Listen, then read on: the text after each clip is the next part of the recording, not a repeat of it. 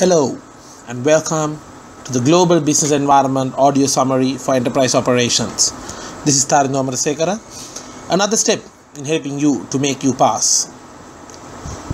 So we start off with the topic, what is globalization? It's where local markets and local cultures are getting dominated by global markets and global cultures. Perfect example.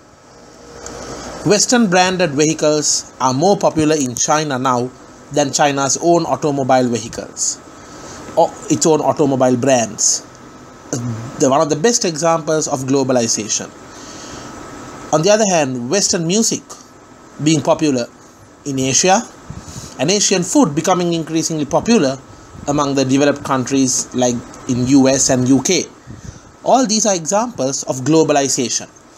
Now, due to globalization, we also have international trade taking place. People from one country increasingly buying goods from other countries. Now, this can be both good and bad. The positives are that you get more sales, more employment opportunities, better quality of life. But also you get the downside of it, where terrorism is increasing, demerit goods like drugs and alcohol is increasing. Sometimes domestic companies might lose out on jobs, and domestic companies might lose out on sales, and many other problems.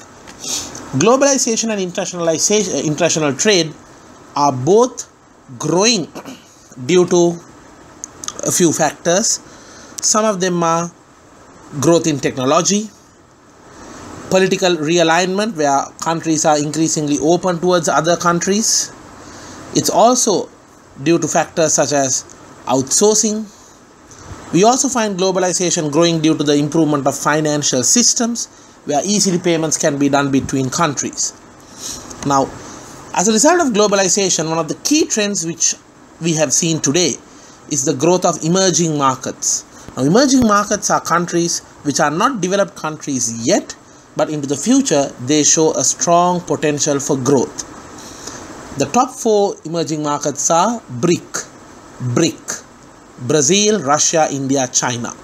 Now, they are growing because they have a large labor pool available, which is also low cost, and they are also benefiting from the policies of these countries, where they are open towards investments, and also the fact that foreign companies in the West are making investments here is leading to their growth. Although we have seen that sometimes emerging market multinationals like Tata or Huawei are making large investments in overseas developed markets, which is shown as reverse FDIs. However, these emerging markets are not growing as they used to a few years back, especially due to political instability and also lesser growth in developed markets, which slows down FDIs, and also the fact that India is increasingly depending on outsourcing for their growth, but due to political pressure, Western markets are increasingly having the usually outsourced work like call center work and manufacturing done in their own countries. Another key trend in globalization is outsourcing and offshoring. Now, outsourcing can happen even within one country. It's simply where one company will hand over some of its work to another company. Like an accountancy firm will outsource or hand over its janitorial or toilet cleaning facility and operation to a janitorial company like Abans. Similarly, in offshoring, what happens is one company will send some of its work to a completely different country. Like, for example, General Motors, Ford, or it can be Nike, offshoring or sending their production work to China. Offshoring can have a lot of problems: language barriers, cultural barriers, political issues, but the key benefit is lower cost. You can't beat the cost benefit achieved by companies by sending their work to China or Vietnam by doing it in their own country. That cost reduction is huge. Now, before you outsource or before you offshore, you must definitely look at what are we trying to outsource or offshore here.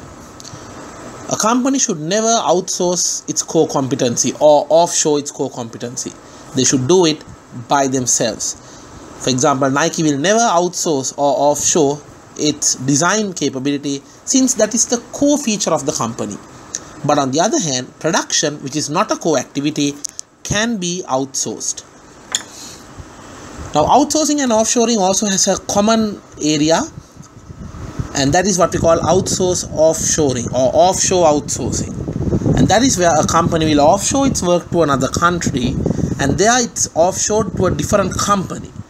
For example, Nike outsource offshoring or offshore outsourcing its production to a production company in China. But on the other hand, sometimes through offshoring, you may locate or create your own operation in another country and do the work. That is simply offshoring. For example, Microsoft coming up with a new unit in India and offshoring all its research work to there. Now, that is not done by another company, it's done by Microsoft's own Indian operations. Before you outsource or offshore, especially in the case of offshore outsourcing, one has to consider the concept of asset specificity. Now, asset specificity says check whether the assets used by your company and the rest of the players are similar. If it's similar, then the assets are not specific to you, it's general to the industry. Therefore, you can outsource. But if the assets are not specific, that means if Nike is using specialized equipment only for itself, if they outsource or offshore outsource the work to another company or another company in a different country, what will happen is that company will buy that equipment, do the work, and add a profit to that and sell back to Nike. The cost will not get shared among any other companies. So if the assets are specific to you, in other words, we call it high asset specificity, do not outsource the operations. And also, the theory of transaction cost or the transaction cost theory says before you outsource or before you offshore outsource, consider many other costs such as the cost of communication, cost of monitoring, cost of searching for suppliers, cost of legal agreements. Consider all these. As a result of globalization, we see a lot of FDIs today, foreign direct investments, companies investing in other countries.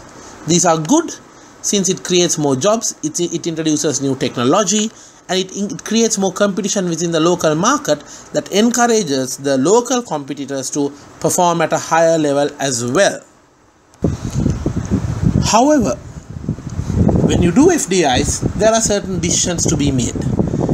Will you be doing an acquisition or will you be doing a greenfield investment? An acquisition is through FDI when a company buys over another company in another country. For example, Vodafone of UK buying over India's Hutch telecom operations. Now that is an acquisition. They are not very popular since it means that existing profits will go out of the country and politically they will be very unpopular. However, the greenfield FDIs are where a company will invest and start new operations in another country from the beginning.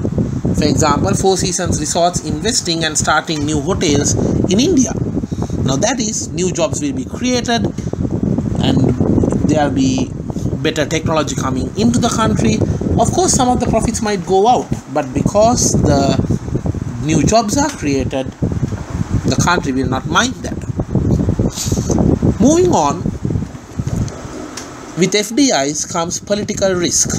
That is, when a business goes to do business in another country, it doesn't know that much, there will be many risks which are created, such as that government might not like that company, opposition groups might create problems, such as in Bangkok. You also might find the risk of terrorism, where terrorists are trying to attack foreign business. Furthermore, there can be the problem or issue of environmental groups and pressure groups creating issues for the company. It can also be where extremist groups which are against foreign business might try to attack them, and the list goes on and on. Now, to avoid this, companies must do a critical study of that particular political system, see up to what level these risks can become real, and if they have to avoid certain areas of that country, they should avoid it. And it's always best they partner with a local party when they are going ahead. That gives a better chance and a better knowledge to them about that particular market. Now, political risk is only one type of risk. You also get the issue of economic risk, where that particular country may be having balance of payment issues and other countries may be about to block trade with them. You also have the problem of social risk, where the society as a common might not like foreign companies. The financial risk is another issue, where they may be having issues with paying back the debts they have earned, they have taken for their development. Earlier when we said economic risk, we are also looking at things like recession situation, where is the company facing a recession. So political risk, economic risk and financial risk, these are all different types of risks we face when we are entering a country with FDIs. Now these three together form what we call the country risk. Furthermore, when doing business in a globalized business environment, the cultural differences can sometimes create many problems. Cultural differences between countries are analyzed using the Hofstede dimensions: uncertainty avoidance, masculinity versus feminism, and we also have the issue of Confucian dynamism or time orientation, long-term versus short-term time orientation. It could also be a case of power distance, high power distance, low power distance. It could also be looking at individualism versus collectivistic cultures, and that is where we will have certain cultures are more focusing on the powerful few individuals, while the other cultures give a better focus on the whole group. It can be analyzed. The cultural differences therefore can be analyzed using these 5 dimensions: uncertainty avoidance, individualism versus collectivism, masculinity versus feminism. Masculinity versus feminism means is the culture supporting the weak, in which case it is feminine, and also is the culture supporting the strong, in which case it's masculine. Uncertainty avoidance is about whether people are willing to accept change and whether they are willing to accept new roles and challenges. If that is the case, it's low uncertainty avoidance. If not, it will be high uncertainty avoidance. Power distance is whether power is spread out between the different levels, in which case it will be low power distance, or is the power concentrated at the top, in which case it is high power distance. And finally, time orientation is about whether people are focused on the short term, are they more focused on holidays and leave and tradition, or are they focused on the long term, which is about working hard and earning more money, such as in China. So all these are factors, what we have looked at so far are factors which will have an impact on an organization when they operate in a global business environment. We also have, when we are doing business in different countries, we have to be careful about government policies in different countries. As we know, there are 2 main government policies: taxation or the fiscal policy, and the interest rate or the monetary policy. In the fiscal policy, there are several decisions to be made, and that is about what sort of tax will we use: indirect tax like VAT and hydrocarbon and tobacco, or is it direct tax like income tax and company tax?